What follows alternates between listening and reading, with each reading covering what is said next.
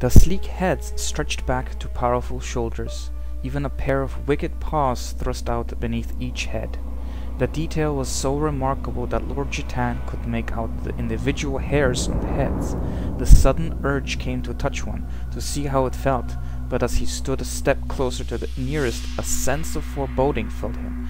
With a frown, the noble immediately stepped away. His hooded companion moved on ahead, illuminating more of the long chamber. An intake of breath, the first breath in the spellcaster's ever calm demeanor, immediately caught Aldrich's complete attention. "What is—" He got no further, for words escaped from him then. "A sarcophagus. It was tall and rounded, at least the height of a man, and 3 times that from front to back. It had been built from a substance Aldrich did not recognize. Not stone, for none that he had ever seen, not even the whitest marble, could compare with the sleek, gleaming finish. In fact, as the two drew closer, it shimmered in the pale light, almost as if alive. Pearl. That was what it reminded Aldrich of. Iridescent pearl. It was as if the thing before him had been created from a single giant pearl. No matter where he looked, he could see no construction scene. There was something more curious, though. Aldrich Jitan studied the curvature, the curious markings, that, the longer he stared at them, seemed to radiate with a light of their own. "This is not of the sons of Rakis. This should not be here." The other shook his hooded head. "No, my lord, it is not of the Wolf Lords. Do you expect it to be? This is Viseray work, you see, and yes, it should be exactly here." The noble waited for further explanation, but none was forthcoming. Unable to contain himself any longer, Aldrich inspected the sarcophagus more closely. As he did, he spied another marking higher up, one at the edge of the light. "Sorcerer!" His guide shifted, the light now sweeping across the symbol that Aldrich wanted to see. One of the servants gasped at the sight revealed, stumbling back in surprise. He hesitated directly in front of one of the great wolf heads. With an ear-splitting roar, the head stretched forth, its mouth opening wide. The jaws enveloped the stunned man's head, clamping tight. It bit down. The headless body tumbled to the floor. Immediately, the stone wolf receded to its previous position, then stilled. His jaws remained shut, but the crimson drops now dotted the floor beneath. The remaining 3 attendants started retreating to the steps, but a fierce look from Lord Jitan drew them forward again. Satisfied of his control over them, he gazed once more in rapt attention at the symbol draping the upper part of the elaborate sarcophagus. Despite the forces he could now feel emanating from within, Aldrich did not hesitate to bring his finger up and trace along the vivid crimson outline that had so frightened his followers. A huge circle, and within it the stylized shape of a menacing 8-limbed creature, an arachnid. "The sign of the moon of the spider," the noble whispered. "Did I not promise?" asked the other. Lord Jitan began seeking some manner by which to open the sarcophagus, but his grasping fingers could still discover no crack, no handle. "Are we in time?" "We are." The more his efforts proved for naught, the more frantic Aldrich's search became. He started banging his fists on the top, striking the spider emblem hard. Finally, frustrated, Aldrich whirled on his servants. "Break it open! Hurry!" With clear reluctance, they came forward with pickaxes. "My lord," began the hooded spellcaster. Jitan did not listen. He pointed at the center of the arachnid. "There! Strike there!" As one, the trio laid into the effort, striking with practiced efficiency. Once, twice, thrice, each tool bit into the top of the sarcophagus, almost always pinpointing the spider symbol perfectly. But not one of the strikes so much as marred the surface of the structure. The head of one pickaxe cracked off, flying through the chamber and clattering against the wall. At that point, Aldrich ordered the 3 men back. "Sorcerer? I have the means, yes." An enraged Lord Jitan turned to his guide. "Then why did you let us waste precious moments?" Rather than point out that he had attempted to tell the noble earlier, the spellcaster suggested, Those three would make better use of themselves at the moment lighting torches. We will need the fire's illumination in a moment. A wave of Aldrich's hand set the servants to work. Within seconds, two of them wielded blazing torches. At that point, the Outlander hid away the object he had used to first light up the tomb. Pushing back his hood, he surveyed with satisfaction the sarcophagus. "I'm waiting," snapped Aldrich. "Patience is essential to the balance." One hand came up. In the palm, a tiny black crystal glittered, as is sacrifice. Suddenly, the crystal sprouted tiny legs, 8 in all. To the astonishment of all save its master, it leaped from the palm, landing readily atop the symbol on the sarcophagus. Where the pickaxes had made not even the least penetration, the 8 limbs thrust within utmost ease into various parts of the lid surrounding the center of the crimson image. There was a brief hiss, and the rounded top slid back. Lord Aldrich Jutan did not question where his companion had procured the macabre key. All that mattered was that the way was open. Leaning, he eyed the contents. A long robed form lay stretched within. There was something amiss about it. "Bring the torches up," Aldrich commanded. In the fire, the occupant was revealed. Although he had already expected it not to be the remains of one of the Lord's Rackets, the identity of the entombed figure still startled him. "It's one of their own, a Viserai." The Viserai were sorcerers whose origin also lay in the east, but they were of a more worldly nature than Aldrich's companion. They had ambitions and desires, and in his life Lord Jutan had paid some of them for nefarious services. Not all were of sudden dubious nature, but to Aldrich the distinctions between good and bad Viserai was negligible. But why waste such effort for the burial of one of their own in this of all places? Why make such a trek here in the first place? Skin still covered the bones of this ancient spellcaster, as did wisps of a long grey beard and hair.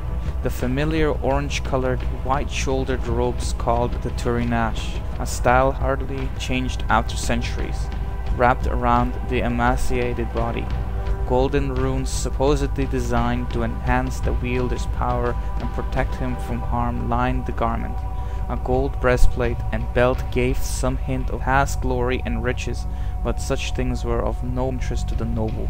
At the mummy's left side lay one of the rune-etched staves generally wielded by those of the order, and in the gnarled, gaunt hands rested atop lay the object of Lord Jutan's quest. It was not as large as in his dreams, but it was no less spectacular. The size of an apple, maybe a bit more, but that was it. It resembled a pearl of lunar radiance. Perfect round moon. That somehow made the sarcophagus seem crude and dull. An entire city, nay, all of Westmarch, could surely have been bought with it. Had there been no more to the artifact's appearance, perhaps Aldrich would have done just that, for then it would have been otherwise useless to him. As it was, though, even the clawed fingers of the dead Viserai could not obscure the 8 ebony streaks perfectly crisscrossing the pearl. They were the reason for its name, the reason he had sought this treasure out. They were the reason it was called the Moon of the Spider. Lord Jutan started to reach for it, but his shadowed companion prevented his hand from rising. "Taking from the dead is hardly the work of one of your station, my lord," he suggested to Aldrich, his low tone hinting of something more than the proprieties of caste. Brow arched, Aldrich snapped his fingers at the nearest manservant. "Rolf, retrieve that for me." Rolf grimaced, then bowed his head. Handing his torch to one of the others, he strode up to the sarcophagus. With a grunt, he reached 2 beefy hands toward his master's prize. His fingers grazed those of the cloaked cadaver. Rolf howled. A fiery aura spread forth from the Viserai's corpse to manservant and back again. The transformation took place in less than the blink of an eye. The very life essence was sucked from Rolf, as Lord Jatan might have sucked the juice from a piece of orange. The manservant's skin shriveled and his eyes sank into their sockets. His burly form melted into a wrinkled skeleton. He tried to the very end to pull free, but could not. And as his dry corpse collapsed in a grisly heap upon the floor, the mummified Viserate sat up. His skin was still dry and cracked, but there was some flesh beneath it now. The ghoulish visage shifted, yellow teeth suddenly bared, and the lids opened to reveal not eyes, but a sickly yellow pus. A guttural sound arose from the empty throat, and in that same moment Aldrich sensed powerful magic forces arising. Something surrounded by a pale glow flew from the direction of the noble spellcaster. Aldrich expected it to strike where the ghoul's heart had once been, but instead it curved upward at the last, burying itself in the decaying figure's forehead. The cadaverous ghoul uttered a harsh gasp and crumpled back in the sarcophagus, his body turning to ash at the same time. The grey-haired man beside Aldrich quietly and calmly walked up to the dust-laden remains and easily pulled free what he had tossed at the ghoul, a dagger, but one that Lord Jatan knew had not been forged from metal. It was white, but the white of ivory or bone. Even with the torches near, its pale illumination was still noticeable. "The path to your desires is now open, my lord," its wielder remarked. Unwilling to wait any longer, Aldrich Jatan dared seize the moon of the spider from what fragments remained of the Viserate's fingers. No terrible spell seized him, no ghoul leaped up to suck his soul away. It was his. At last it was his. "The first step," remarked his grey companion. "Now we must prepare for the rest. You do recall that, do you not, my lord?"